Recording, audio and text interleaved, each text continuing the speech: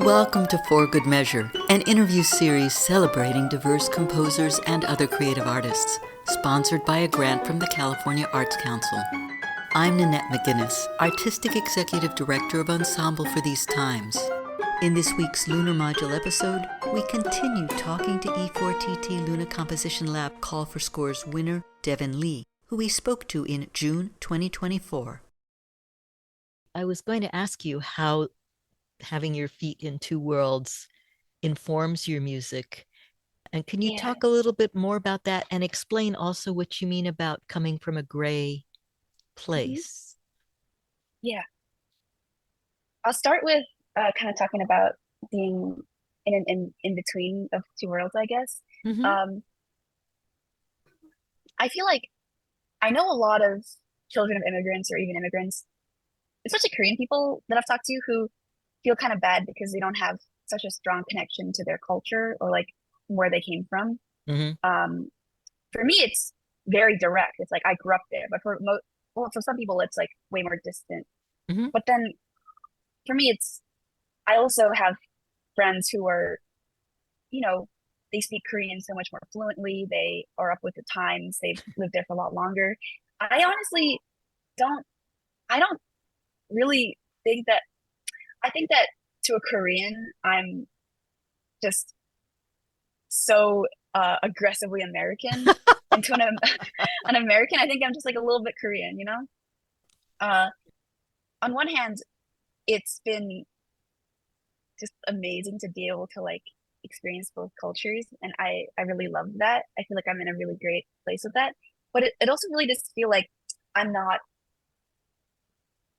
really have strong ties to either. So it's been for me this mostly applies to me personally and less musically. Just like where do I fit when it comes to like where am I gonna go? How do I feel about my family? Are we from the same country? Are they like foreigners to me now? Kind of stuff like that. And musically, I'm kind of coming back to the sounds from more of my childhood with a lot of vigor lately. I really avoided it for a long time. Well, first because, it's kind of weird to isolate music from certain cultures. And sometimes I fear that it might be like, oh, it might be too gimmicky. I really don't want to make it seem like, oh, look at me, I'm from a culture. But I also don't want, by trying not to alienate it, I was kind of purposefully like keeping it away. And I don't know, I've been really having a lot of fun lately trying to explore where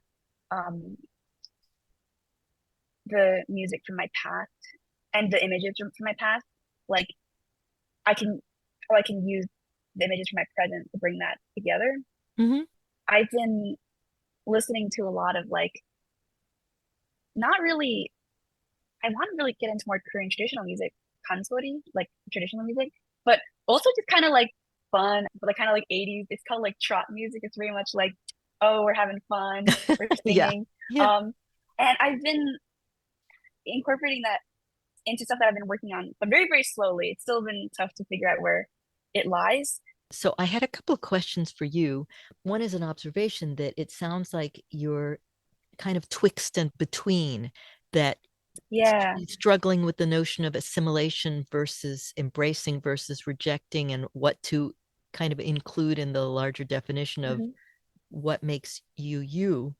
And you actually, I think, will really enjoy our next two seasons because we have a 2-year we have a 2-year commissioning initiative that we're calling Women Crossing Liminality. And it's about in the first year the commission's project is Women in Transit, and it's about the effect of immigration and identity on women. Oh, that's beautiful. Thank you. So it's exactly what you're talking about. Exactly. I'd like you to circle back and talk a little bit about, and I'm not sure if I'm going to get this word right, pansori, the traditional Korean. Well, God, it's something that I have such a strong, like, I have so many strong emotions towards. I love it very much. But I want to admit right away, I am the farthest thing from an expert that could ever exist.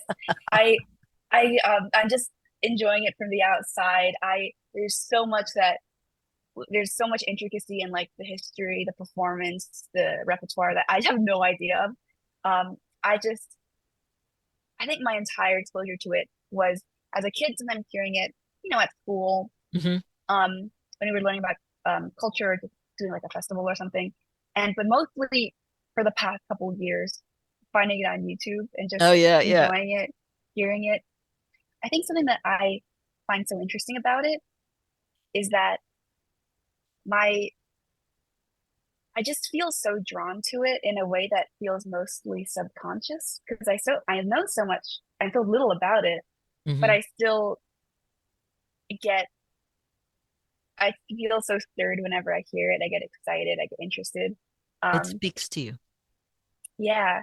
And I'm coming at it mostly from the perspective of an outsider. Mm-hmm. And while I feel like in the past that might have made me feel kind of guilty about how much I know about my own culture, right now I think that just makes me excited. It's like it makes me actually really excited to know that if I can look into this, then people all around the world can learn about this too.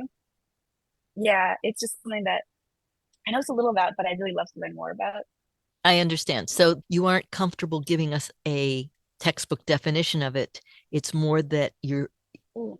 you're drawn to it. That you Well, I couldn't. could give you, Mm, sorry, I please. could give you some definitions that I've gathered, but with like an Big infinite number asterisks. of little asterisks. Yes, That exactly. Pansori, I think the romanization of it is Pansori.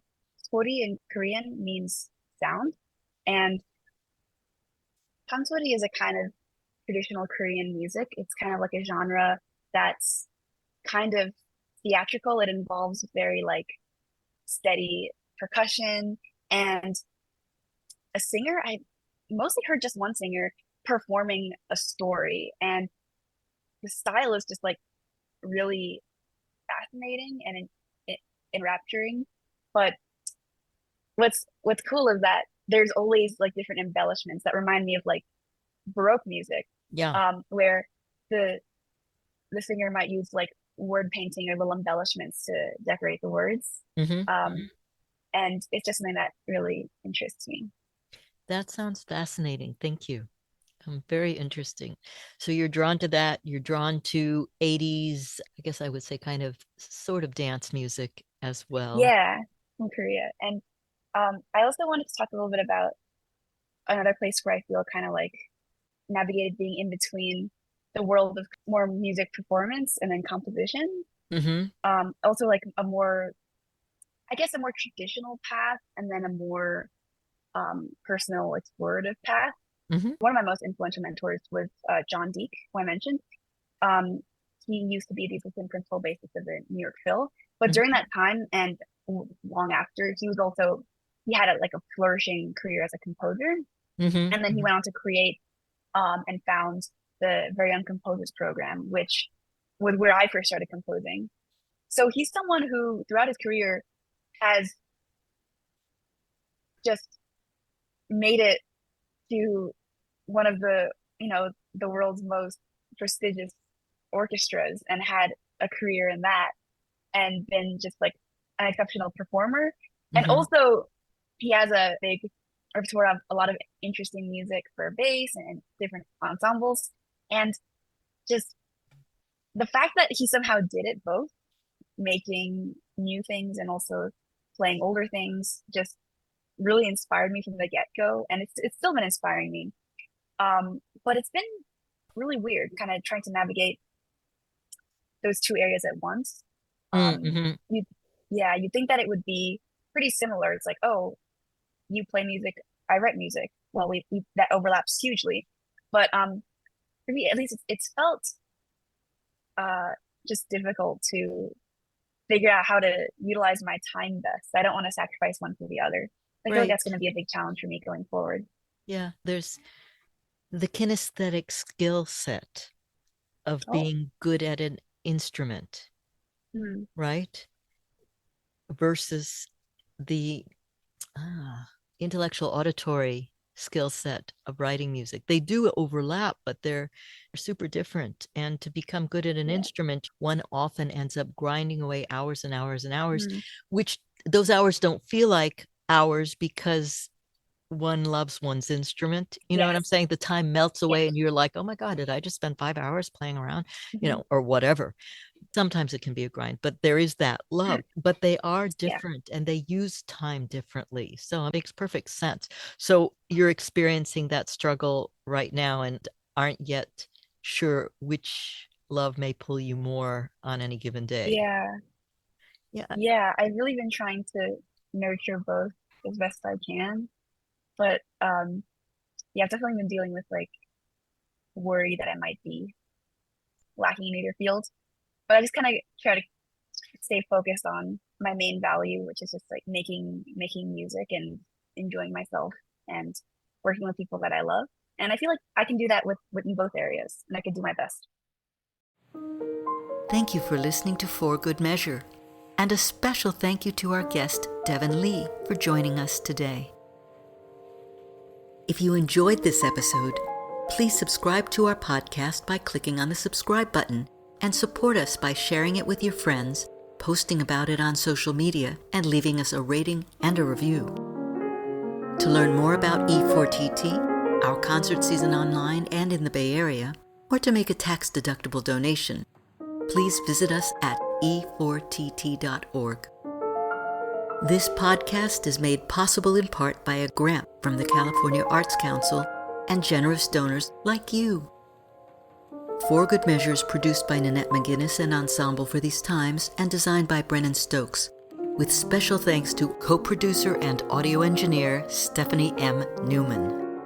Remember to keep supporting equity in the arts and tune in next week for Good Measure.